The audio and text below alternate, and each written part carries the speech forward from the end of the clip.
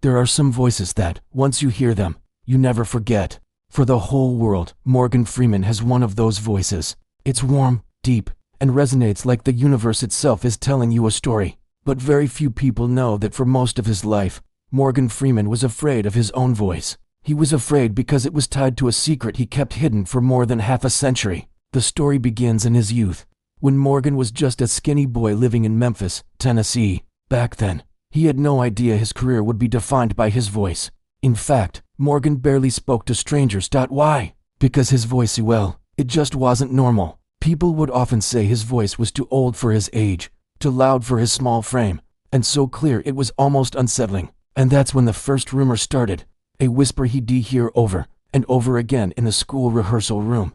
It is like he is speaking with someone else's voice.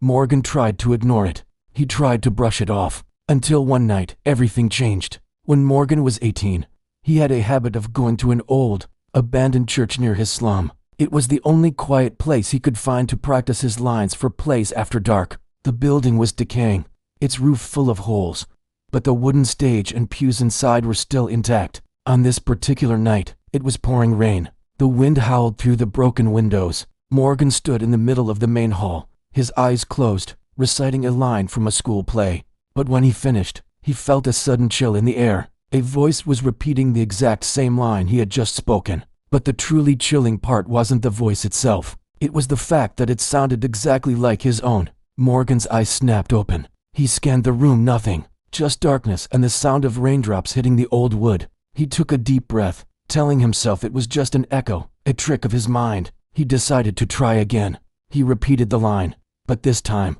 the whispering voice returned. It didn't miss a beat. It wasn't distorted. It wasn't an echo bouncing off the walls. This time, it was right behind him. Morgan spun around. Still, no one. But then, the voice whispered, so close he could feel it in his ear. Let me tell it for you. Morgan ran. He bolted from that church in a blind panic, getting drenched by the storm. He didn't sleep that night, and for days afterward, he barely spoke to anyone. He was certain that voice wasn't his imagination. It sounded exactly like him, but older, deeper, and with a strange quality, as if it had lived for 100 years. He tried to convince himself it was just the wind whistling through the rotten church, but when he finally regained his composure, he discovered something far more terrifying. From that day on, his real voice had changed. It was deeper, it was clearer, and most importantly, he no longer had to try so hard to make people listen. It was as if something else had moved into his voice. For years, Morgan tried to forget what happened. He threw himself into his acting, and people couldn't stop praising his voice.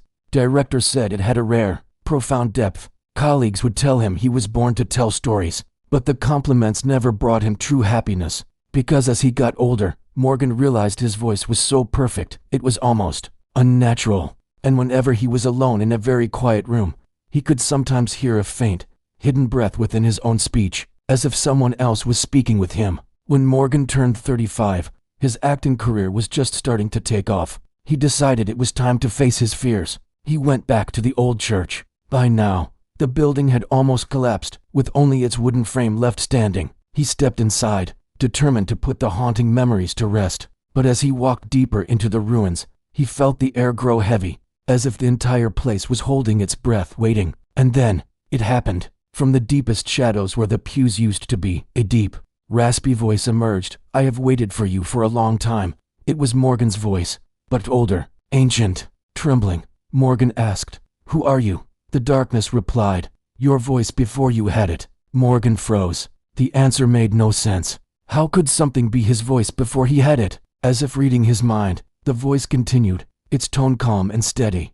Voices have souls, and you were chosen to carry me. The air turned as cold as needles. Morgan wanted to run, but his legs were frozen to the spot. The voice went on, you are just a borrower. When you return it, I will find another.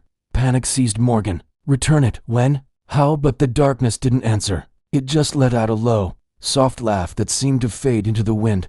And then there was only silence. As Morgan left the church that night, he knew one thing for certain. His voice was never just a voice. Years later, Morgan Freeman became a Hollywood legend. Any movie he narrated was a guaranteed success. People started calling him the voice of God. But the more famous he became, the more he lived in fear. He was afraid of the dark. He was afraid of soundproof recording booths. He was terrified that one day, when he spoke, the other voice would speak too. He tried to dismiss it as an obsession, a ghost from his past, until one day, while recording for a major film, something strange finally happened. The producer suddenly stopped the recording and rushed into the booth. "Mr. Freeman, did you just speak into voices at the same time?" Morgan's face went pale. "What do you mean?" The producer looked confused. "On the recording, there are two vocal tracks. One is yours. The other is also yours, but the pitch is much, much lower. It sounds like..." He stopped, hesitant to finish the sentence. But Morgan understood. The producer had heard it. He had heard what Morgan had been hearing for 40 years. The other voice. The voice that did not belong to him. Old age came, but Morgan's voice never weakened. In fact, it grew stronger, deeper, more flawless. People called him a medical marvel, a man who defied time. But for Morgan, it was a constant reminder of his curse. He decided to return to the church one last time. Now, there was nothing left but the brick foundation and a few rotten planks of wood. He stood in the middle of the ruins, closed his eyes, and said into the open air, "I have carried you all my life. What more do you need?" The space was silent for a few long seconds. Then, the sound of the wind seemed to gather, forming that familiar, ancient voice. "You have kept your word. It is time for me to repay you." Morgan was stunned. "Repay me," the darkness replied. "You gave me a vessel, I will give you immortality in the memory of mankind." A cold gust of wind swept over Morgan, and in that instant, he realized the strangest thing of all. The voice in his head was gone, completely. For the first time in decades, Morgan heard only one voice when he thought, when he breathed his own. But instead of relief, he felt a strange emptiness. That voice had been with him his entire life. It was a source of fear, yes, but it was also the source of his power. Morgan stood there, among the ruins. He cleared his throat and tried to say a sentence. His voice was still resonant, still deep, still warm. But this time, it was his. Not borrowed, not shared. Just his. And a slow smile spread across his face. He didn't know what it had all been, something mystical, something spiritual, or just the wild imagination of an overly sensitive artist. But from that moment on, he spoke with his own voice, free from the shadow of the other. And Morgan Freeman finally understood. The greatest secret of his powerful voice wasn't supernatural. It was the journey of accepting it, no matter where it came from. A voice can inspire fear, but how you choose to use it, that is what creates a legend. And Morgan Freeman, with a story nobody knew, continues to be an icon not just for his voice, but for the incredible secret he carried with him, all the way to the end. Thanks for watching. If you enjoyed this story, don't forget to like and subscribe for more.